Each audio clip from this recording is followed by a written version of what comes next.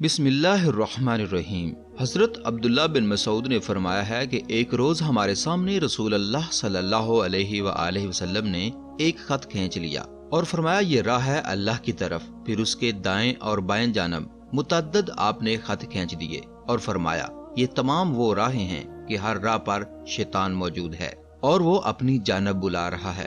اس کے بعد آپ صلی اللہ علیہ وآلہ وسلم نے سورۃ الانعام کی آیت کریمہ پڑھی جس کا ترجمہ کچھ یوں ہے، اور بلا شبہ یہ میری سیدھی راہ ہے، اس کی پیروی کرو اور دیگر راہوں پر نہ چلو، وہ تم کو اس کی راہ سے دور لے جائیں گی۔ یہاں پر ہم شیطان کے پوشیدہ راہوں کی ایک مثال دیتے ہیں۔ جو شخص نیکی کے راستے پر گامزن ہونا چاہتا ہو وہ اسے یاد رکھے۔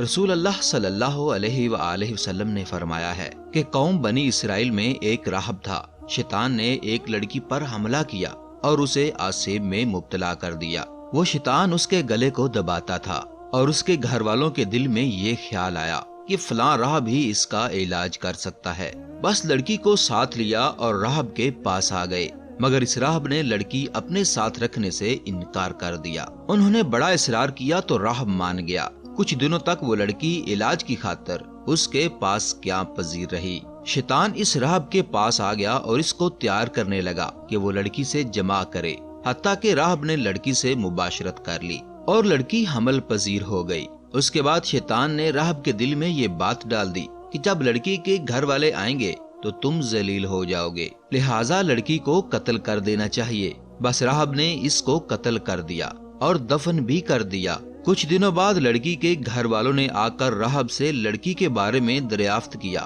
تو اس نے کہا کہ وہ تو مر چکی ہے۔ انہوں نے راہب کو پکڑ کر قتل کرنا چاہا کہ شیطان راہب کے پاس آ گیا اور کہنے لگا کہ اس لڑکی کے گلے کو میں دبایا کرتا تھا اور اس کے گھر والوں کو بھی تمہارے پاس آنے کی ترغیب میں نے ہی دی، اب تم میرا صرف حکم ماننے سے بچ سکتے ہو۔ راہب نے پوچھا مجھے کیا کرنا ہے؟ شیطان نے کہا کہ تو 2 مرتبہ مجھ کو سجدہ کر۔ اس راہب نے 2 مرتبہ اس کو سجدہ کیا۔ اب شیطان کہنے لگا مجھے تجھ سے کوئی غرض نہیں، اب تو کافر ہو گیا ہے، اور ساتھ ہی لڑکی کے گھر والوں نے راہب کو قتل کر دیا۔ اس طرح اس راہب کا خاتمہ کفر پر ہو گیا۔